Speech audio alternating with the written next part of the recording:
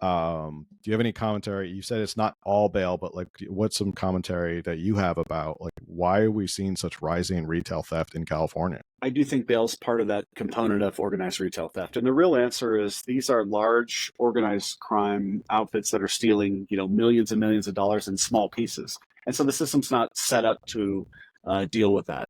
And that's what you're seeing with this Proposition 47 part of the reform is to, kind of three strikes on a retail theft type of a thing that's being talked about as part of that. So I think, bail is a major part of that issue because of the felony theft threshold that has gone down. That's been another part of Proposition 47, is making it easier to steal more. So you don't hit that felony, until you go up to $1,000. And so all of these components, I think, kind of led to this retail theft, and just as a phenomenon. I mean, I don't think we'd seen that before. That gangs of folks were using this versus just individuals. So you really have a collective group of people doing this, and that's been the difference. And so, just being able to exploit the little things. You go to a small town, they're not going to arrest this guy for theft, they're not going to impose a bail, et cetera. And so but the accumulation of that has been huge. And so if people get caught, if people get ensnared in jail, even overnight, they'll know which jurisdictions not to go to. And that's just a reality. And so bail does, even though it's not supposed to punish, it does deter crime in that sense. Did you guys see that story? I'm sorry, this is related. San Diego, recently, the woman that was arrested she had a ring of like I forget how many people working for her who would go and do smaller theft of, I think it was like skincare, makeup, women's clothing or whatever. And she was running a whole ring, and she was just very recently, like last month, I think, arrested for that. She had made millions over a few years. And so I guess that's a perfect example of, in California, they can go and steal $900 worth of skincare and then, sell that. And she's got a whole ring doing that. That's a lot of money. Last time I was in California, I forgot my Bluetooth headphones, right? $9.99. I had to go get some. Had to get a key, had to get somebody, had to go to a special register. It took me half an hour to get these headphones. I'm like, at that point, do I really even need them?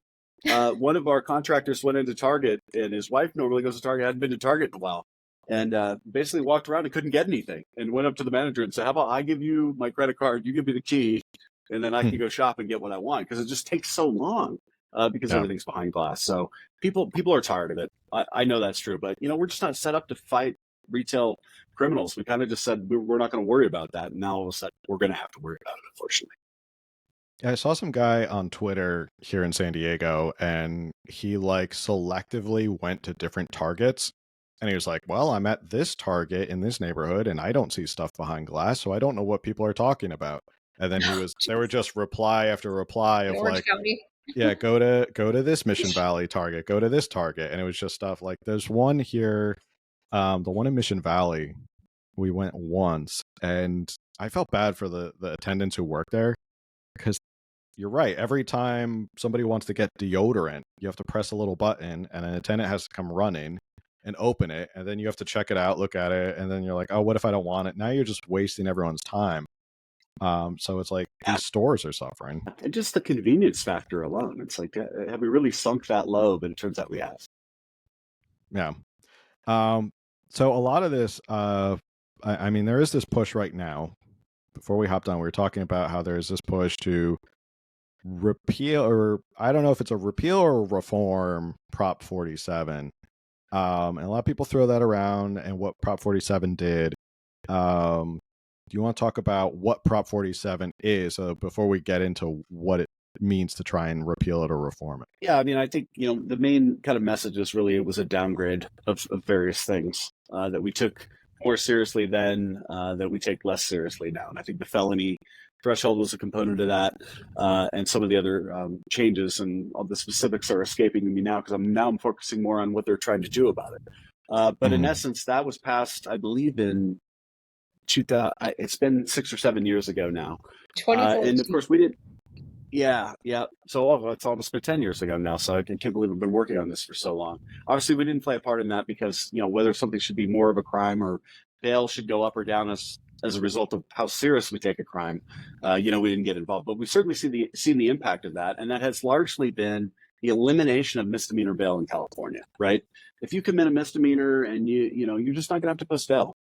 And that sends the message that we don't care about these crimes. And I think we are and I haven't seen the numbers, but I've got to think that people are thumbing their nose at this system much more in misdemeanor crimes, and the ones that are under 999, they're just not really prosecuting very hard at all right now. And you got a 30% dismissal rate on felonies in Los Angeles as is. What do you think they're doing on misdemeanors? The prosecution system is just not set up to handle this volume of low-level crimes. Can I read real quickly what Prop 47 is, just for people watching to really understand in case they don't? Absolutely. Okay. So in 2014, Prop 47 was a ballot measure passed by California voters on November 5th. The law made some nonviolent property crimes where the value does not exceed $950 into misdemeanors. It also made more simple drug possession offenses into misdemeanors. It also provides that past convictions for these charges may be reduced to a misdemeanor by a court. Under Prop 47, you may qualify for a reduction from a felony to a misdemeanor for some of the following offenses: certain forgeries, commercial burglary, petty theft with priors, bad check, grand theft crimes, possession of stolen property, possession of a controlled substance. Yep. I remember I was working as a law clerk. I think, what year was it? I think it was 2015. I was working as a law clerk at the DA's office, and there was a lot of grumbling about Prop 47 and how many of these crimes were getting reclassified. And even back then, they were like, this is going to be an absolute disaster. And that was barely a year into Prop 47 being on the books. And a lot of these prosecutors said, this is going to change so much. This is going to be a disaster. It just seems like they've completely cut like the legs out from lower level crime prosecution. Like there's just, it's kind of a snowball effect of, well, if we can't hold them on bail, if it's not worth prosecuting, then the cops aren't going to arrest them, because why are they going to do the paperwork to arrest someone, to bring them, and the DA is going to go, I'm not prosecuting him because it's not worth it under Prop 47. It just seems like it became like a whole snowball and took like the legs out of these lower level offenses, which still occur and they're still damaging, but it's just they're just not there anymore. Yeah, the unique thing about the low level offenses is we can't incarcerate ourselves out of the problem, right? We can't throw everyone in jail who steals. So we have to deter them. We have to convince them that they're going to get caught and they're going to get punished. And that's what we're not doing, right? And that's just fundamentals of deterrence, right? Certainty of getting caught, swiftness of punishment, right? And we have gotten completely away from that. And the other thing that means is, yeah, you don't have to lock up a low-level thief for 10 years, right?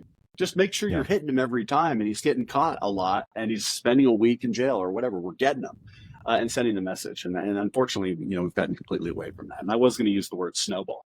Another city that's having similar problems is Houston, Texas. And, they had at one point a 76% dismissal rate on filed misdemeanor cases.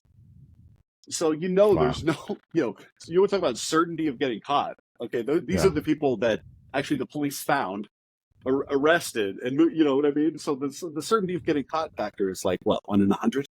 And that just sends the message, and that's exactly what we have going on right now.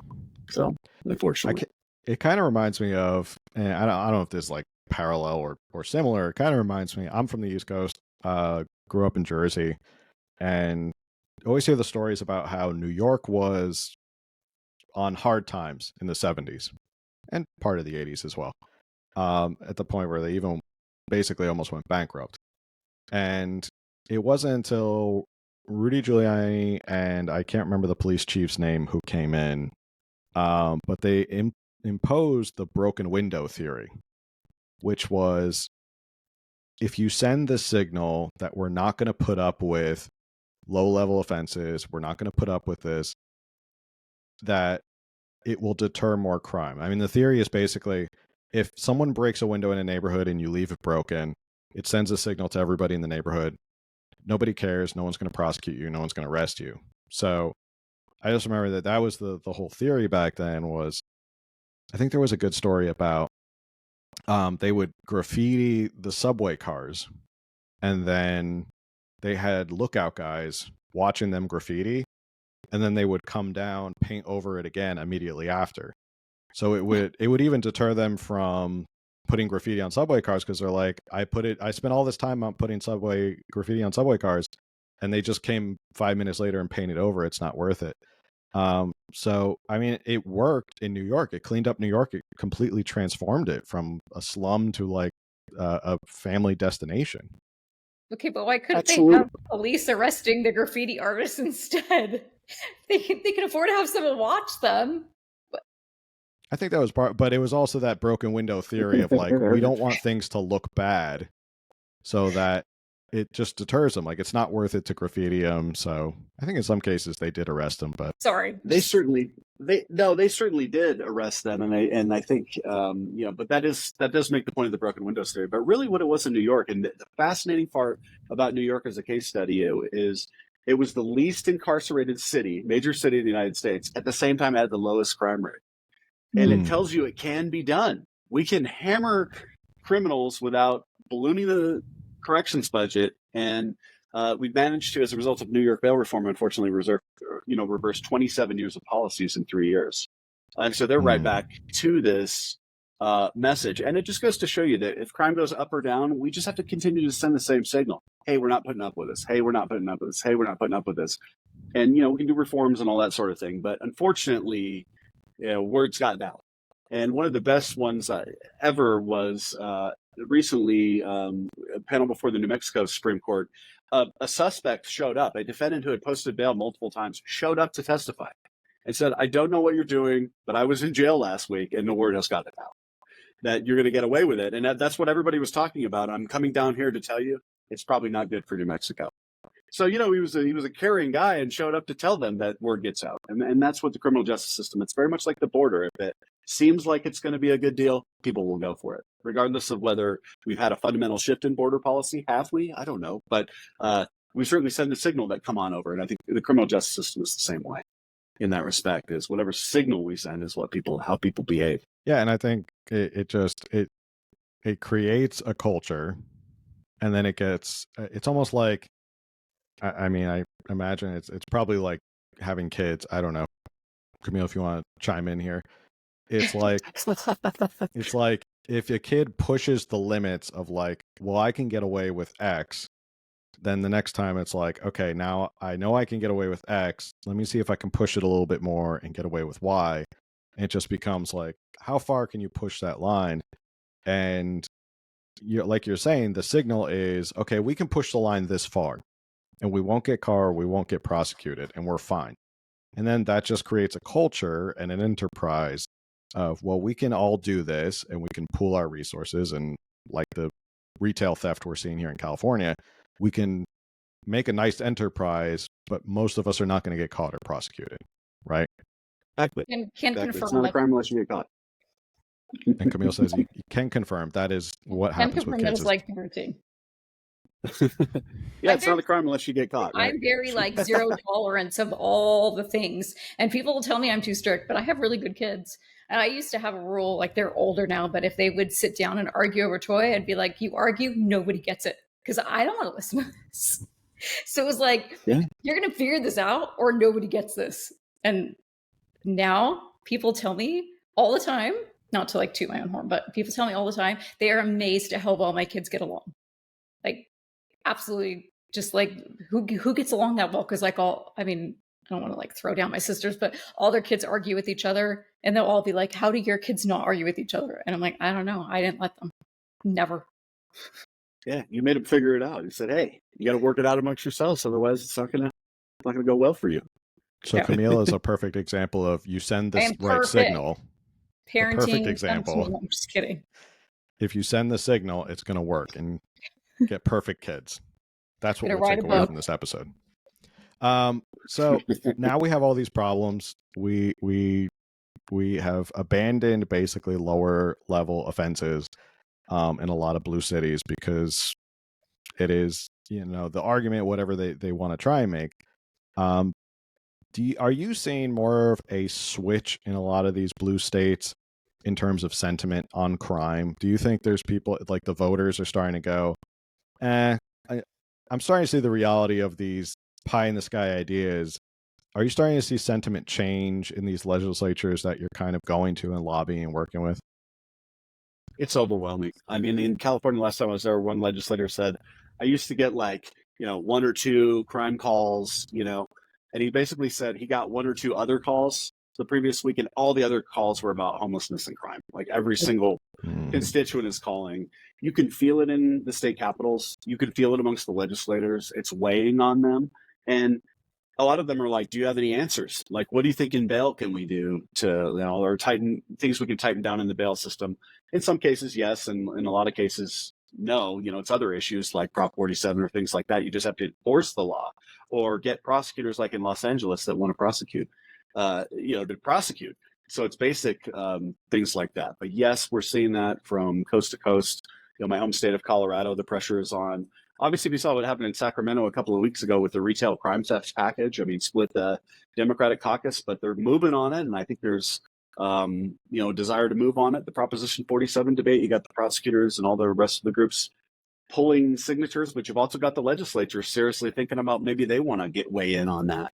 And maybe they want to start tinkering around with Proposition 47, which I never thought I would hear.